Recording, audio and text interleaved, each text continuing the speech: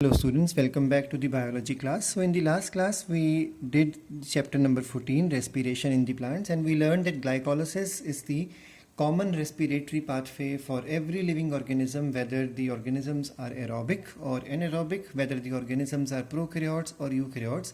All living organisms, their first mode of respiration or cellular respiration is glycolysis. And then we learned that the first organisms which evolved on Earth were basically living in the without oxygen environment. So they learned to develop into anaerobic conditions. So the initial organisms were not dependent on oxygen for respiration. That's why glycolysis concept came into origin. It evolved as the mechanism of respiration. Glycolysis, we learned in the last class, was explained by Embden, Meyerhoff and Paranas, and we learned that's why it is also called as EMP pathway. We learned that in this pathway, one glucose molecule breaks down into two pyruvic acids. Glucose carries 6 carbon, pyruvic acid carries 3 carbon. And we learned, according to the NCERT, that in the plants, glucose is derived from glucose with the help of the action of the enzyme invertase. We did the steps of glycolysis in the last class, that there are these following steps in glycolysis. The first step we learned was the phosphorylation, in which glucose modifies or changes into glucose 6-phosphate with the use of one ATP molecule, and this glucose 6-phosphate then isomerizes or rearrangement occurs and changes into fructose 6-phosphate, which again undergoes phosphorylation, that means use of ATP once again, to convert into fructose 1,6-diphosphate. Now this fructose 1,6-diphosphate splits with the help of, that means cleavage is the reaction, with the help of aldolase enzyme into one molecule of two different 3-carbon sugars, which are triose sugars.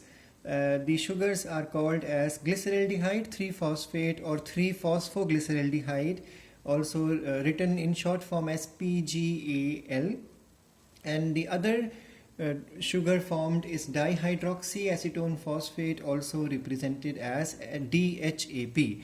So we learned that during glycolysis, this is the form which undergoes further modification. So because of which the equilibrium is going to be disturbed, and that's why dihydroxyacetone phosphate continuously shifts into this form, and then this glyceraldehyde 3-phosphate undergoes oxidation, and because of this oxidation, it liberates the hydrogens in the form of NADH2, and this glyceraldehyde changes into glyceric acid, and there is attachment of another phosphate with the help of phosphoric acid, and it turns into 1,3-diphosphoglyceric acid. This 1,3-diphosphoglyceric acid now undergoes substrate level phosphorylation, so ATP is formed.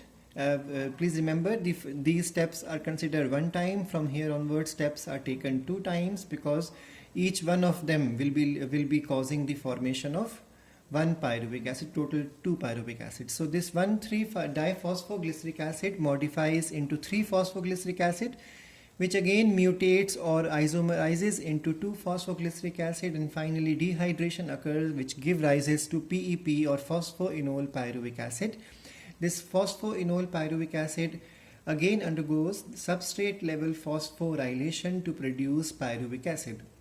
So in this process, 2 times substrate level phosphorylation occurs for one molecule. So obviously for the other molecule also, that's why there are 4 ATPs formed and 2 ATPs are consumed in this process. So the net result of glycolysis is that glucose reacts with 2 NAD plus and reacts with 2 ADP, and along with the 2 phosphoric acid or H3PO4, and undergoes glycolysis to produce 2 pyruvic acid, 2 NADH2, 2 ATPs and 2 H2O. And this 2 ATP is basically because 2 are consumed and 4 are produced, so the net gain would be 2 ATPs.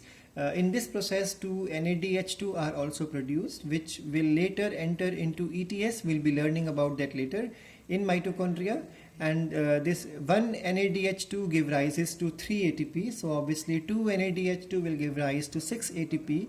So directly there is production of 2 ATP, and with the help of ETS, finally 8 ATPs are total formed, because 6 from here and 2 from here.